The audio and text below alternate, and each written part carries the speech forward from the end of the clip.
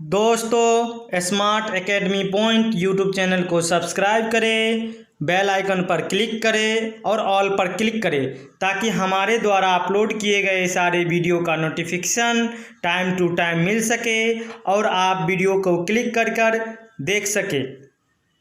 दोस्तों, आज की वीडियो शुरू करने से पहले आपको कुछ कहना चाहेंगे कि आप किसी भी कार्य को करें उसमें उत्साह, उमंग और जुनून के साथ करें तो आपकी सफलता निश्चित होगा और आपको बहुत मज़ा आएगा।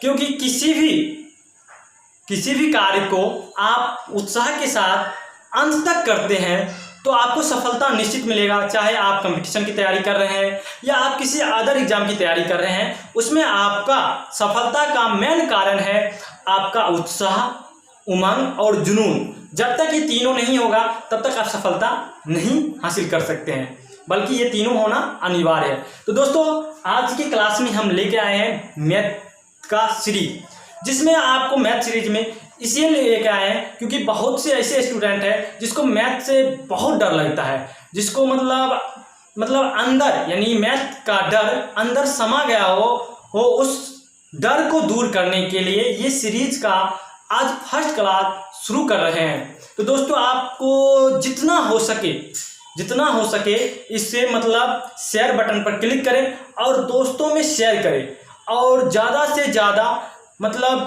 इस वीडियो को शेयर करें, जिससे कि ज़्यादा से ज़्यादा स्टूडेंट इस हमारे चैनल से जुड़ सके और ये सीरीज का फ़ायदा ले सके। तो आज जो हम शुरू करने वाले हैं वो बेसिक लेवल से शुरू करने वाले हैं, क्योंकि हम लोग बड़े से छोटे छोटे गलती के कारण बड़ा सा क्वेश्चन भी गलत कर देते हैं। इसलिए हम छोटे छोटे गलती को दूर करने के लिए सीरीज को शुरू किया और ये सीरीज जो है 0 लेवल से लेकर एडवांस लेवल तक जाएगा। तो ये सीरीज को आप हो सके तो वीडियो को जितना से जितना शेयर करें उतना आपके लिए भी फ़ायदा और मेरे लिए भी फ़ायदा है। तो दोस्तों देखिए, और लास्ट तक वीडियो को बने रहें। देखिए, आज शुरू कर रहे हैं आज का मैथ सीरीज। देखिए, किसी कथन है जैसे कि किसी संख्या में शून्य का गुणा किया जाए या शून्य में किसी संख्या का से गुणा किया जाए, गुणनफल हमेशा शून्य प्राप्त होता है। देखिए, या किसी संख्या में आप किसी संख्या में आप 0 से मल्टीप्लाई कीजिए या 0 को किसी संख्या से मल्टीप्लाई कीजिए, तो दोनों अवस्था में ये हमेशा 0 ही आएगा। जैसे फॉर एग्जांपल ले लीजिए, 9 को हम 0 से गुना करेंगे तो वो क्या हो जाएगा, 0 ही आएगा। या 0 को हम 9 से गुना करेंगे तब पर भी मेरा क्या आएगा, 0 आएगा। जैसे कि फॉर एग्जांपल एक और देख लेते हैं। जैसे कि मान चलिए 9 × 0 × 3 × 4 × 5 × 6, ये हम इसको जितना मल्टीप्लाई करेंगे, इसमें एक संख्या 0 आ गया मल्टीप्लाई में, तो जितना भी संख्या से हम मल्टीप्लाई करेंगे टोटल को वो शून्य बना देगा, यानी 0 ही बना देगा। ये यहाँ पे क्या बना देगा, 0 बना देगा। ये जैसे कि आप मान चलिए 2 2 2 2, इसको हम 0 से मल्टीप्लाई करेंगे तब पर भी संख्या क्या होगा, 0 होगा। इस कथन का मतलब यही हुआ कि किसी संख्या में आप 0 से गुना करेंगे उस अवस्था में भी 0 हो जाएगा, या किसी भी संख्या से 0 में गुना करेंगे उस अवस्था में भी संख्या क्या हो जाएगा, 0 हो जाएगा, यानी पूरे को 0 कर देगा। अब कथन जैसे कि कथन 2 है। दूसरा कथन है यदि शून्य में किसी भी संख्या से भाग दिया जाए तो भागफल हमेशा शून्य प्राप्त होता है। दूसरा कथन आपको नीचे में दिख रहा होगा, आपको कथन भी दे दिया गया। हो सके तो आपको वीडियो को पॉज करके उस कथन को लिखें, जिससे आपको बहुत ही फायदा होगा। देखिए, जैसे कि कह रहा है यानी शून्य में किसी संख्या से भाग दिया जाए, यानी शून्य में किसी संख्या से भाग देंगे तो वो कौन सा संख्या आएगा, 0 आएगा। एक बात याद रखिएगा कि इसमें बच्चा संख्या से अगर किसी संख्या में 0 से भाग दे रहे हैं उस वक्त क्या होगा, और अगर 0 में संख्या से भाग दे रहे हैं उस वक्त क्या होगा, इसमें स्टूडेंट क्या होता है, बहुत ही कंफ्यूज हो जाता है। इसलिए इसको बारीकी से समझे, बहुत ही अच्छे से समझे और हो सके तो कॉपी कलम लेकर सामने बैठे, जिससे कि आप हो सके तो आप नोट्स करते जाएं। देखिए, ये आपका हो गया, शून्य आ गया।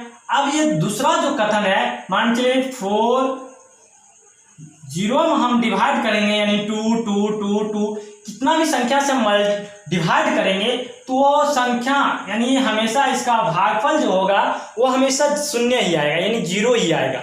ये 0 ही आएगा। अब दूसरा जो कथन है, दूसरा कथन नेक्स्ट कथन जो है, यदि किसी संख्या को शून्य से भाग दिया जाए तो भागफल इन्फिनिटी प्राप्त होता है, यानी अपरिभाषित प्राप्त होता है। इसका आप स्टेटमेंट देख लीजिए। स्टेटमेंट जैसे कि है, स्टेटमेंट है कि किसी भी संख्या में 0 से भाग देंगे तो हमेशा क्या होगा, इन्फिनिटी होगा। क्या होगा, इन्फिनिटी होगा, यानी अपरिभाषित होगा। जैसे कि मान चलिए हम संख्या में, किसी संख्या में 0 से भाग दे रहे हैं। अब यहाँ पे देखिए 0 से भाग दे रहे हैं किसी संख्या में, तो ये कभी भी 0 का मल्टीप्लाई कोई भी आएगा, क्योंकि 0 का मल्टीप्लाई कितना भी संख्या से हम करेंगे, 4 से भी मल्टीप्लाई करेंगे तो वो तो 0 ही कर देगा, वो तो 0 ही कर देगा। इसलिए ये किसका, इसका क्या हो जाएगा, इन्फिनिटी हो जाएगा, इसका इन्फिनिटी हो जाएगा। तो इस तरह का इसको अच्छे से समझना जरूरी है, क्योंकि इसमें बच्चे बहुत ज़्यादा कंफ्यूज कर देते हैं। अब देखिए जैसे कि नेक्स्ट है, नेक्स्ट जैसे है कि नेक्स्ट स्टेटमेंट है आपका, नेक्स्ट स्टेटमेंट है, देखिए कह रहा है यानी किसी संख्या की घात शून्य होने पर उसका मान सदैव 1 होता है। अब जैसे किसी संख्या का घात, स्टेटमेंट नेक्स्ट स्टेटमेंट है, किसी संख्या का घात होने पर उसका मान हमेशा कितना होता है, 1 होता है। अब 1 होता है, इसका मतलब देख लीजिए ये स्टेटमेंट हो गया, स्टेटमेंट के अनुसार ये आपका दिया हुआ है। अब देखिए जैसे कि मान चलिए 4 पर अगर इसका घात 0 रहे तो इसका मान हमेशा 1 होगा, यानी 256 पर इसका घात अगर 0 रहे उसका मान भी हमेशा क्या होगा, 1 ही होगा। ये आपका जो स्टेटमेंट कह रहा है, स्टेटमेंट के अनुसार ही आपका ये निकल रहा है, यानी स्टेटमेंट के अनुसार ये आपका निकल रहा है। आप मान चलिए आप कितना भी संख्या बड़ा ले लीजिए और कितना भी बड़ा संख्या ले लीजिए, उसका घात अगर 0 ही रहेगा तो हमेशा उसका मान सदैव 1 ही होता है, यानी ये स्टेटमेंट के अनुसार ही होगा। और ये स्टेटमेंट आपको दिया गया है और इसका मान हमेशा 1 ही होगा।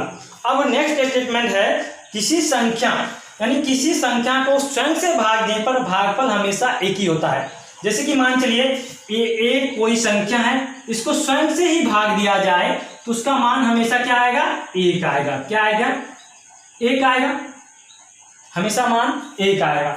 अब देखिए यहाँ पे ये जो है आप देख रहे हैं, जैसे कि मान चलिए 4 कोई संख्या है, उसको 4 से ही यानी स्वयं से ही भाग दिया जाए तो दोनों तो हम कट जाएगा, तो इसका मान हमेशा क्या है, सदैव 1 ही आएगा। जैसे कि मान चलिए फॉर एग्जांपल में एक और देख लेते हैं, जैसे 256 हुआ, 256 को हम 256 से ही यानी स्वयं से ही डिवाइड करेंगे तो उसका मान हमेशा क्या है, 1 ही आएगा।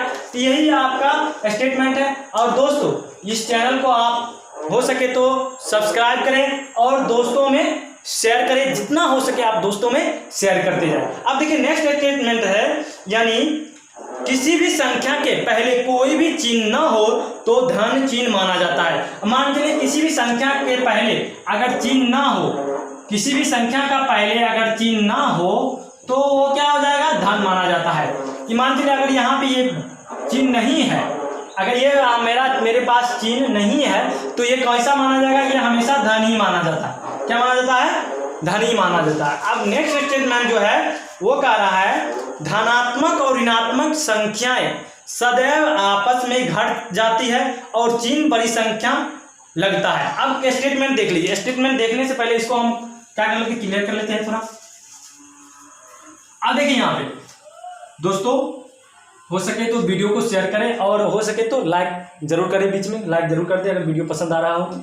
अब देखिए यहाँ पे कह रहा है क्या कि धनात्मक और ऋणात्मक संख्या सदैव आपस में घट जाती है और चिन्ह बड़ी संख्या लगता है। जैसे कि मान चलिए +5 है आपका संख्या और -6 है, ये हमेशा 1 होगा, क्योंकि हम 6 में से -5 करेंगे तो 1 होगा। मगर यहाँ पे चिन्ह कौन सा बड़ा है, यानी 6 माइनस वाला सबसे बड़ा है, इसलिए इसका चिन्ह क्या लगेगा, माइनस चिन्ह लग जाएगा।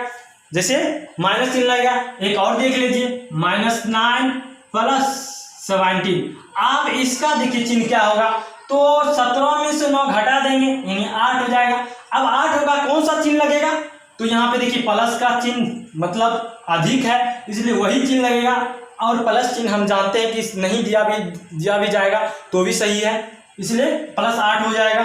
अब जैसे कि मान चलिए एक और क्वेश्चन एक और देख लीजिए, नेक्स्ट एग्जांपल और -5 -4 है। तो इसमें देखिए ये तो दोनों 4 और 5 कितना हो जाएगा 9, और संख्या कौन सा है, मतलब इसमें चिन्ह कौन सा संख्या का है बड़ा, तो माइनस का है, इसलिए -9 हो जाएगा। ये आपका स्टेटमेंट है। अब देखिए गुणा का कुछ स्टेटमेंट देख लीजिए, कुछ आपको बता रहे हैं एडवांस लेवल पे, देख लीजिए। मल्टीप्लाई गुणा रहेगा तब क्या करेंगे। अब देखिए यहाँ पे गुणा रहने पर आप क्या कीजिएगा, जैसे प्लस इंटू प्लस रहे तो हम क्या करेंगे, उसका चिन्ह हमेशा क्या हो जाएगा, प्लस होगा। अगर प्लस इंटू माइनस रहे तो उसका चिन्ह हमेशा क्या होगा, माइनस होगा। अगर माइनस इंटू प्लस रहे तो उसका चिन्ह क्या होगा, हमेशा प्लस नहीं होगा, सॉरी माइनस होगा। अगर माइनस इंटू माइनस रहे तो उसका हमेशा चिन्ह क्या होगा, यानी ये प्लस होगा। ये आपको याद रखने की जरूरी है, क्योंकि इसमें बच्चे बहुत से ऐसे बच्चे होते हैं कि जिसमें इसमें फंस जाते हैं। इसको फंसना नहीं, बल्कि ये चीज़ आपको ध्यान रखना है, और हो सके तो आप कॉपी में नोट्स जरूर कर लीजिएगा, जिससे कि आपको फायदा हो। अब देखिए आप जैसे कि मान चलिए आप नेक्स्ट जो है स्टेटमेंट, यदि अगर माइनस का गुना सम बार आ रहा हो तो हमेशा प्लस होगा। देखिए यहाँ पे स्टेटमेंट के अनुसार अगर माइनस गुना सम बार आ रहा, माइनस इंटू -2 इंटू -4 इंटू -5। अब यहाँ पे देखिए ये सम बार मतलब क्या हुआ, यानी सम संख्या किसे कहते हैं ये तो मालूम होगा कि किसी भी संख्या में 2 से डिवाइड करने पर वो संख्या क्या होता है, अगर पूरा कट जाता है तो क्या होता है, सम संख्या हो जाता है।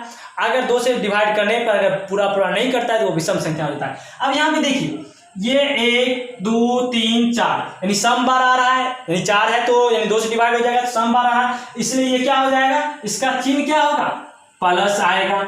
और 2 दूनी 4 4 चौक 16 और 16 पंचे 80, 16 पंचे 80, यहाँ पे ये प्लस 80 आ गया। अब इसका नेक्स्ट स्टेटमेंट देख लीजिए, यदि अगर माइनस का गुना विषम बार आ रहा हो तो हमेशा माइनस होगा। अब जैसे कि मान चलिए -3 इंटू -2 इंटू -3 इंटू -4 इंटू -2।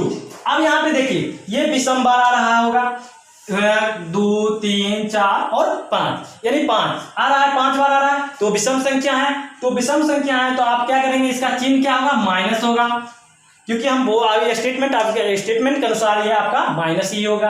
अब देखिए 3 दूनी 6 6 त्रिक 18 18 चौके 72 और 72 दूनी 144 यानी -144 हो गया। अब नेक्स्ट जो स्टेटमेंट है ये समझने का बहुत ही आसान तरीका है, आप उसको अच्छे से समझिएगा और हो सके तो वीडियो को 2-3 बार देखिएगा और जितना हो सके आप शेयर कीजिएगा, शेयर करिए, जिससे आपको भी फायदा हो और मेरे को फायदा हो।